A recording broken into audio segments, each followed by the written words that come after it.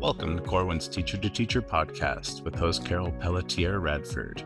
Carol is an experienced classroom teacher, university educator, founder of mentoringinaction.com, and author of 4 best-selling professional books for teachers. She believes the best form of professional learning happens when teachers engage in authentic conversations and share their wisdom. In every episode, Carol and her guests share stories about pivotal moments in their careers, successful classroom strategies, and personal actions they take to minimize stress and stay healthy. The Teacher to Teacher podcast is a place to engage in authentic conversation and reflection with experienced educators. We hope these conversations will energize you, keep you inspired, and remind you why you chose to become a teacher. Hello, welcome to the Teacher to Teacher podcast, Sharing Our Wisdom, with our host, Carol Radford. I am Tori Bachman, a Corwin editor and co-organizer of this podcast, which we've created for teachers at all levels who are searching for practical wisdom they can use in their classrooms. We believe we're all constantly learning, and we're learning together. To share their wisdom today, we have 2 educator guests with broad experience and really interesting backgrounds. We have Christa Jackson and Brooke Traverso. I'll introduce them to you now. Christa Jackson is a professor of mathematics, science, and STEM education at St. Louis University. She's the founder and director of the Institute for STEM Collaboration, Outreach, and Education, or iScore, where she focuses on transforming the STEM community by fostering student STEM literacy development, STEM identity, and STEM sense of belonging. Christa is a professional developer and a mathematics and STEM consultant, as well as an author on a few Corwin books. The most recent is Simplifying STEM for Equitable Practices to Inspire Meaningful Learning.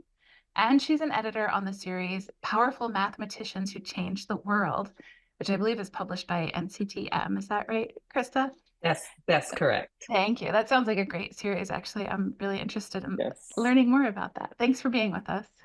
Thank you very much. And we also have Brooke Traverso with us. Brooke is a 4th grade math and science teacher at Brown School in Massachusetts, part of the Swansea Public Schools District. Brooke is the lead mentor and district trainer in her district as well.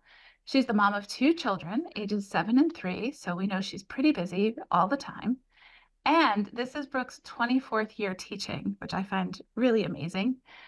Brooke is also one of the educators featured in Carol's recent book titled When I Started Teaching, I Wish I Had Known, Weekly Wisdom for Beginning Teachers. Hi, Brooke. Hi, thank you. Thanks for being here with us. We've been really looking forward to this conversation, and we appreciate the time that you're taking to just talk with us and help us learn with you, alongside you. So I'll turn this over to Carol now.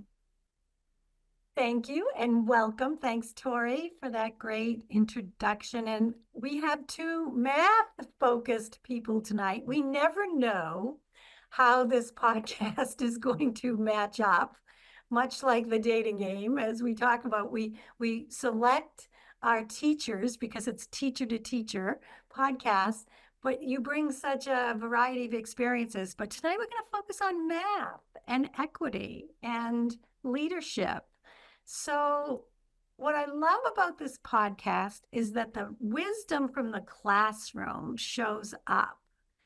And that's the magic that we're trying to unpack for our listeners so that they can take away this practical advice or resources and integrate into their classroom teaching. So, Brooke, I would like to know, share your story of how did you end up, like, where are you now? I know you're teaching math, and did you always want to be a teacher? And what was a little bit about your journey of how you got to where you are right now? Sure. So ever since I was a little girl, all I could imagine was being a teacher. Besides being a mom and a wife, teaching was what I wanted to do. I remember I grew up as an only child, and I remember vividly playing school with my stuffed animals and dolls all the time. And I've always loved math. Math was my jam, so I wanted to teach math. So I started as a preschool teacher while I was going to college to become an elementary educator. I taught preschool for 6 years, and then I went into the Catholic school while I was getting my master's degree, and I taught K-2. I loved the little kids, but I just really wanted to teach math. So once I got my master's degree, I got a job for Swansea Public Schools. They didn't have a classroom teacher position, so I took a position as a 3 to 5 computer teacher, but I was teaching math content on computers. And that my first year, I got voluntarily moved into a 4th grade math and science classroom by February vacation. So this is my 14th year in that position, and I love it. Oh, that's great. I know you're a leader as well in your district. Can you just share how that interfaces with your math teaching, and who else are you supporting in your district? Absolutely. So 14 years ago, my principal, she's the assistant superintendent now, but my principal at the time asked me if I would take courses with you to become a lead mentor for my district. So I did. It was a year long, and I took the courses and went to the PD, and I became a lead mentor just for my school. Within a few years, they had me become the lead mentor for my school and our other 3 to 5 school in my district, and I started training teachers to become mentors while also mentoring myself. And then I started teaching or mentoring courses with you through Mentoring in Action. And I, 2 years ago, became a district trainer by facilitating your courses with teachers in my district. Thank you. It's so great to see your face, really. We've only met in person once many years ago. I And your know. dedication to leadership and the expansion from your place of staying in the classroom. And I want our listeners to hear that that's possible, that everybody doesn't. I did leave the classroom and go to the university, but I admire the teachers who stay and model and still are leaders from within. And that really makes such a huge difference. So you've had, it sounds like there have been pivotal moments when you had to make decisions about what to lead, or I don't know. Can you share a story or a moment that you made a decision that's kind of transformed the way you approach your teaching and leadership? Sure. So I feel that there have been many pivotal moments in my career that have influenced me, but as I said, I've always just wanted to be a classroom teacher. Teaching just math and science has been the best for me because I love math. But when I started working with you in 2014, I feel like it shifted my thinking into wanting to become more of a leader. So thank you for that. As I said, I was chosen to take your courses to become a lead mentor, and I started running group meetings, which was new for me. I was training teachers in my district to become mentors and mentoring teachers individually. So becoming the lead mentor for another school in my district was a big role too, because then I was working with teachers that I hadn't, I knew them, but I hadn't worked with them before. So I was running meetings at their school. And I just think the work that I've done with you has helped me to become more of a leader in my district, especially within the last 2 years. So after taking your courses and working with you through Mentoring in Action, responding to journals, becoming a mentor, I, with your help, brought it to my assistant superintendent that we could offer the classes in my district. Yeah. And she agreed. We started small with just one course last year, and I ran it twice, and it went really well. And now this year I'm running all 5 of your courses twice a year in my district. You're and blooming. Everyone's loving them.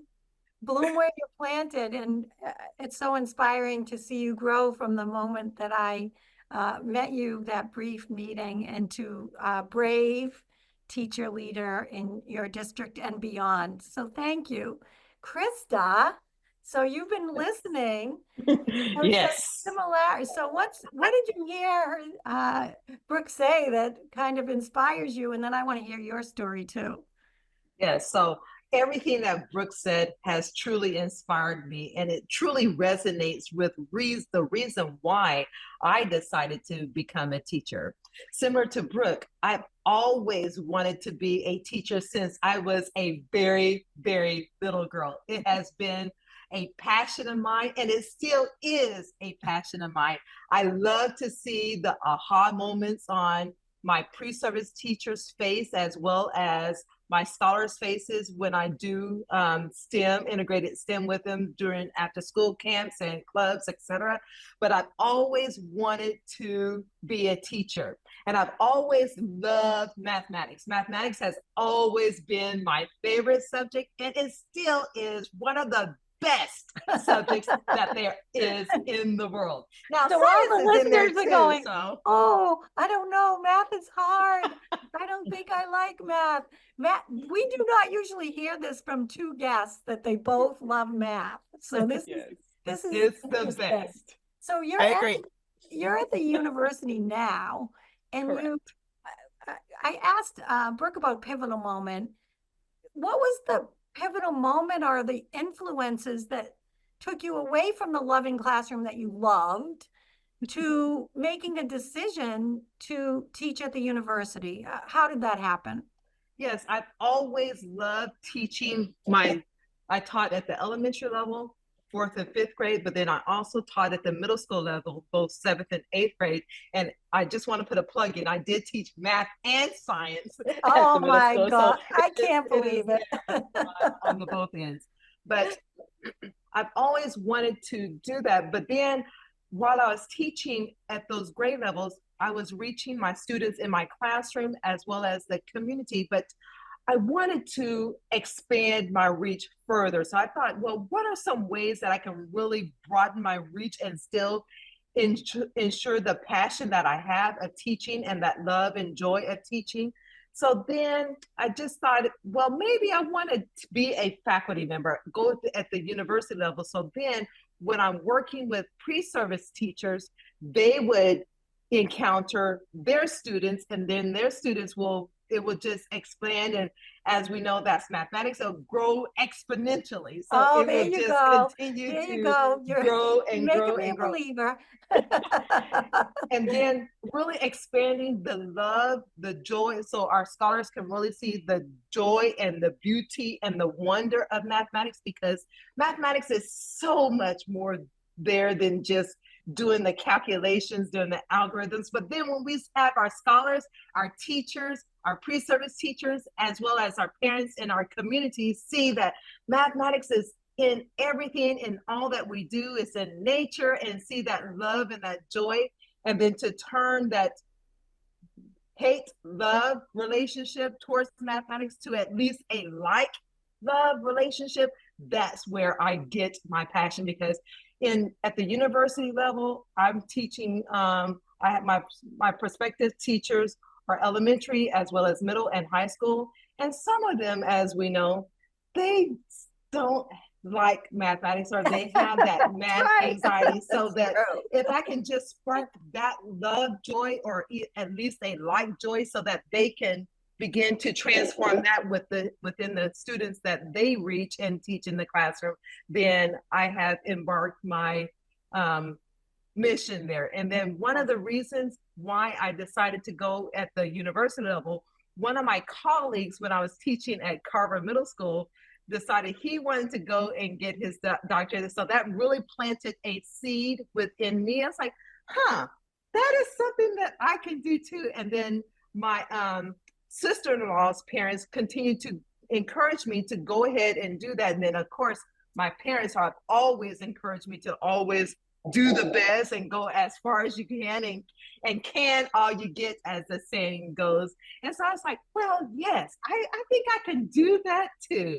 And so therefore I decided to go and get my PhD in mathematics education and curriculum instruction at Mizzou. That is amazing. What a story. But see how people influence in these pivotal moments when you're trying to make a decision, the right people came into your life. Now, exactly. The story that Brooke, I'd like to go back to you, Brooke. You wrote a story that was integrated into the book, When I Started Teaching, I Wish I Had Known. And it's share your love of content. And of course, the content is math. Of course. Of course. So could you just give us a summary of that story that you wrote for the book, and why you decided that this was an important message for beginning teachers to hear? Sure. So I think it's extremely important to show enthusiasm in what you do as a teacher, because if you're excited about something, you're going to get your students excited about it.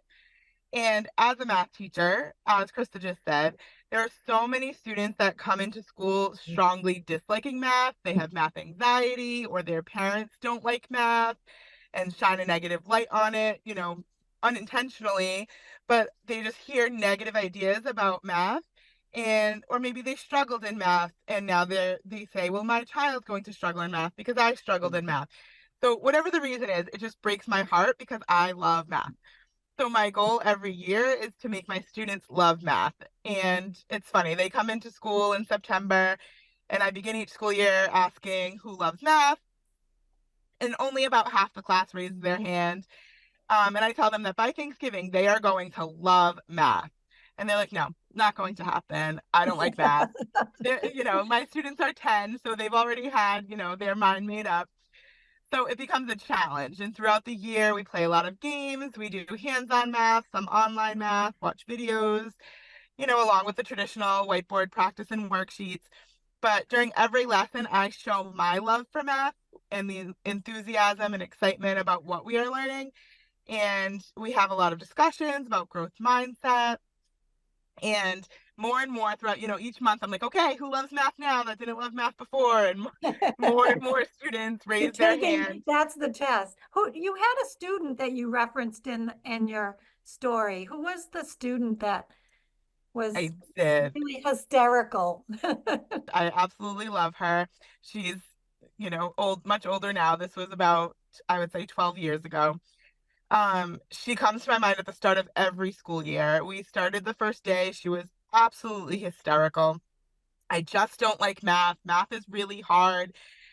I can't do it. I'll never get better at math. So I pulled her in the hallway. We had a little conversation and we had a long talk. I calmed her down. I told her that it's okay. I love math enough for the both of us. So she doesn't need to love it. She's just going to try her best and she's going to do great. I calmed her down. And I'll never forget it. We built a really good relationship and she was willing to try. She was working hard. And Thanksgiving, she pulled me in the hallway and she had tears in her eyes. And I'll just never forget the moment. She said, I love math so much now. And that's because of you. And she gave me a big hug. And the rest of the year was just like such a smooth year for her. And it was just such a pivotal moment that she is who I think of every year when I start my school year, with those kiddos who are saying, I don't like math, I'll never like math. You will not get me to like math. Thank you for sharing that story and for being so clear that this is a message that all beginning teachers need to hear as they're prepared, is it's okay to show the kids enthusiasm for math or any content that we're teaching instead of holding back what we love. So right. What did you think of that story, Christa? How does that relate to you? And I want you to share your book and how your book can fit in with the story that Brooke just shared. Yes, I love that story. Changing the mindset towards a love towards mathematics. That's exactly what we are all wanting to do, to show that love for mathematics and to really exemplify that we all are learners and doers of mathematics, and because we do it every day, so therefore we want to inhabit that love and that appreciation for mathematics, because it is such a beautiful, creative subject, and to showcase that within everything that we do. So with that, and to really broaden the views of who can and what we signify who can and does not do mathematics, which is really stemming into equity and really focusing on and grounding our work within equity. And that's the way when we're looking at one of the books the two books that was published with Corwin, which I'm so grateful for. It is called Simplifying STEM: 4 Equitable Practices to Inspire Meaningful Learning. And that is we have a book that targets specifically the elementary level as well as the secondary level, grades 6 to 12, and it's grounded in equity. So we're really focusing on giving all of our learners that idea and that understanding that they are learners and doers of mathematics, in this case of integrated STEM. So we're really centered in on those equitable practices. And the book itself and the foundation of the book is grounded in the equity-oriented STEM literacy framework, which really focuses on that sense of belonging, the empowerment, utility, and the applicability. And that is one thing in mathematics we hear a lot as mathematics teachers. When am I ever going to use this? And that's one thing with the integrated STEM practices. It showcases that, yes, we have this utility and applicability, and we're going to use it all the time. So it's really broadening that and centering it on that. Oh, thank you for that overview. Brooke, what did you hear in there that you can use? I heard a lot of the same of what I'm thinking. What Christa does with adults is what I do with my students, and just trying to, show your enthusiasm and change people's mindset about math. Thank you so much, both of you, for reminding a non-math person how important math is, and that love of content that I think teachers need to pay more attention to. We do spend a lot of time beginning teachers in the pedagogy and how to teach and the classroom management. And sometimes that gets lost in the shuffle, that the content we're teaching also has a beauty and an importance. So, Christa, one follow-up. People are busy, and you did mention teachers are going to say, oh God, I got one more thing.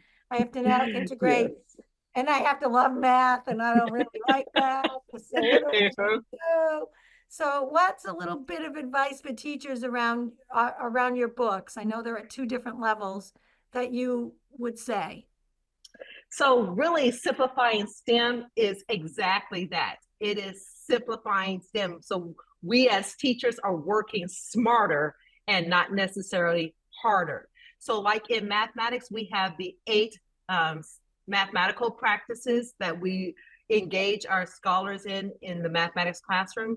But then also in science, we have the 8 science and engineering practices that scholars are engaged in. And then in technology and engineering, there are 8 practices that we engage our students in. So if we look at that, we have 24 different practices that we as teachers need to engage our students in. So myself and my colleagues, we have taken all 24 of those practices and synthesized those into just 4 integrated STEM practices. You're talking. So now we are truly exactly truly simplifying STEM. So it incorporates all 24 practices into these 4 integrated practices, really focusing on using critical and creative thinking, as well as collaborating and using appropriate tools, communicating solutions, and recognizing and using structures in real-world systems.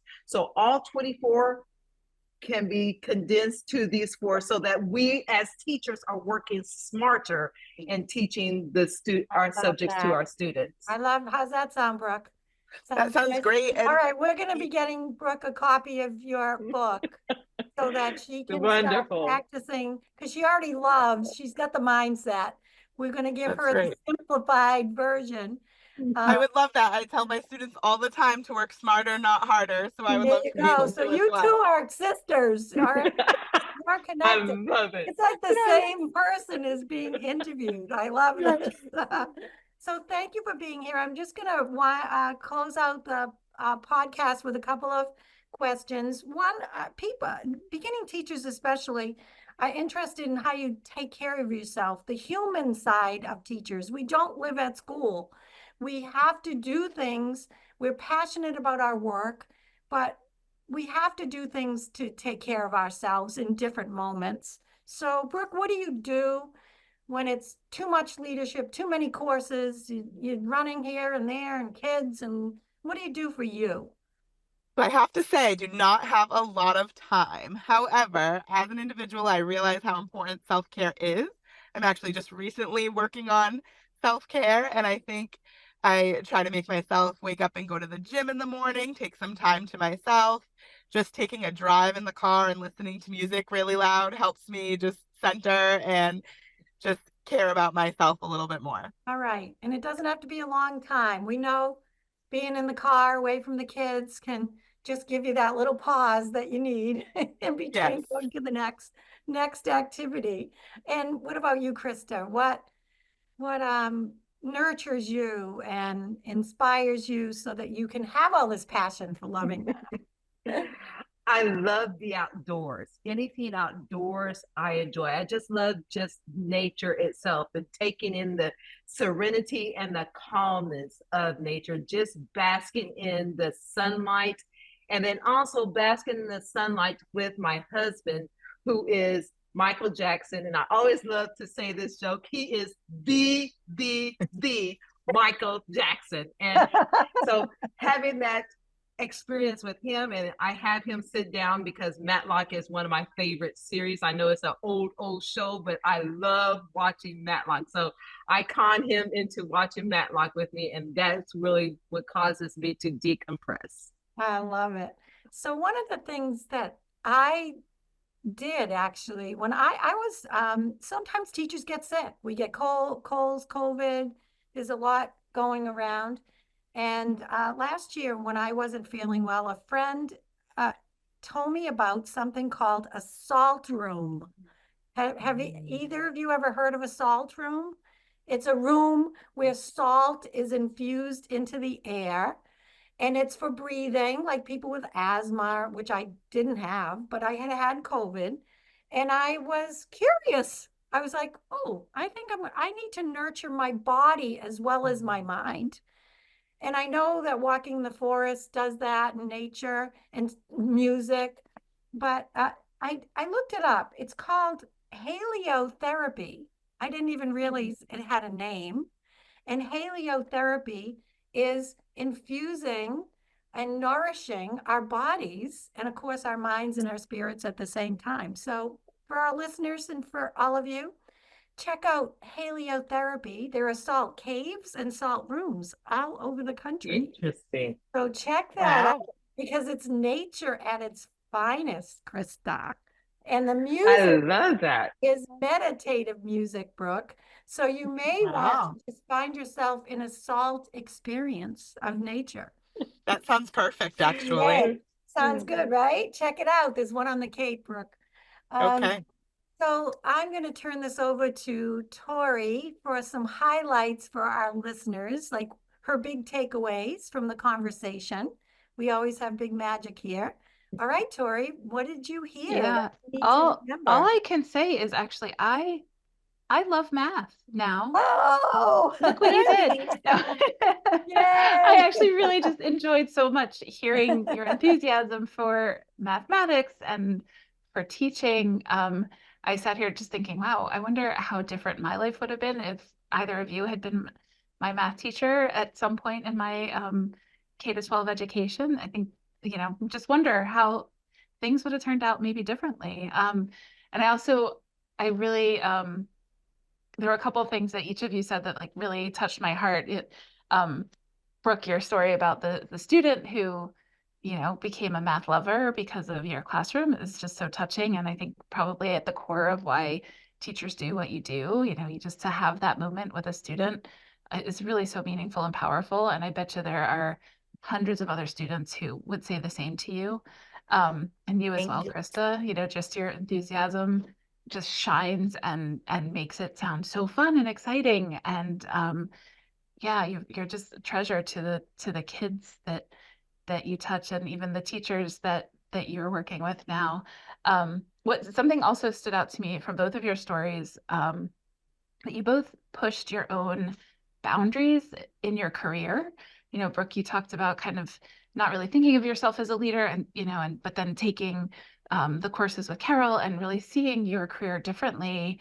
And Christa, you as well, thinking about what's the next step, and just having that kind of aha moment when your colleague said that he was going to go on to get his doctorate. And you said, yeah, I could do that too. I mean, I just love that, recognition of what could be, and, taking a leap in that kind of way. It's really, really inspiring and brave. And I really also, I'm going to just kind of keep repeating what Christa said. We're all learners and doers of math every day. It's something I've learned from my colleagues at Corwin who edit the math books at Corwin, that I should never call myself not a math person, because I am a math person. I do a lot of math all the time. And even, in nature, Christa, I was walking the other day and sort of noticing the mathiness of nature, the patterns and the ways that it shows up all around us. So I love math, and I thank you for reminding me of that and reminding our listeners of that too. Oh, Thank you so much. Thank you. That's great.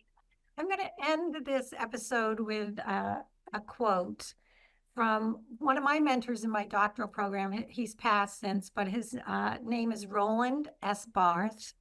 And his books were Improving Schools from Within and Learning by Heart. And he always supported teacher leadership.